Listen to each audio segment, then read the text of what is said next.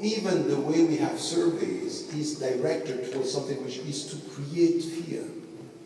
In France, last month, there was a survey where we were told, out of the questions, the way they put the question was creating the answer.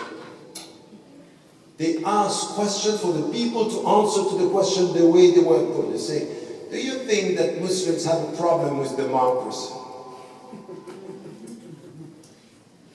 Do you think that Muslims have problems to integrate? And at the end, the poll is 75% of the French people thinks that Islam cannot integrate into, or Muslims cannot integrate into the society. Say, it was already in the question.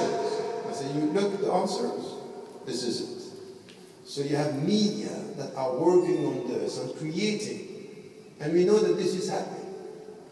So when you have all this, emotional politics and this populist reality, add to this the second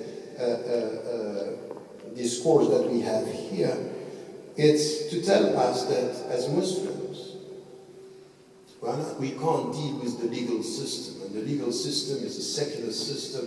What we want is Islamic laws, and we want something which is coming with us that we want to impose into people. So the legal reference is also something which is important. Why? Because this is where you are going to deal with the society and the state.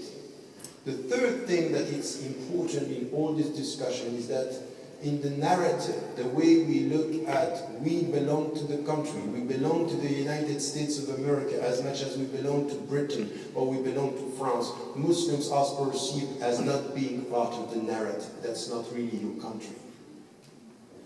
So you might be citizens, you might be an American, but still if you're a Muslim, you are a Muslim as to the state, not a citizen as to the nation.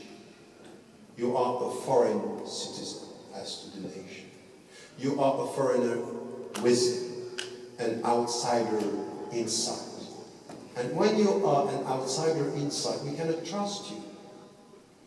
And you have all this discussion that, you might belong to the Ummah, and the Ummah is scary. It's the international network of Muslims trying to integrate and to colonize the country.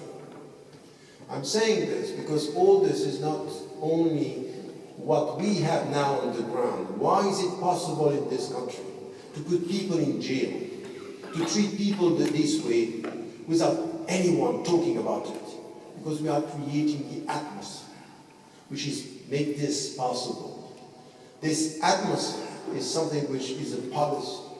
Just after September 11, it was so heavy that it was possible to let the people accept that their rights were taken from them, that torture was permissible. It's possible because we create the atmosphere that is pushing the people to say, yes, we can do it. And it's very dangerous for all of us. So when we know all this, when we understand this, and it's going now, it's something which is a transnational phenomenon.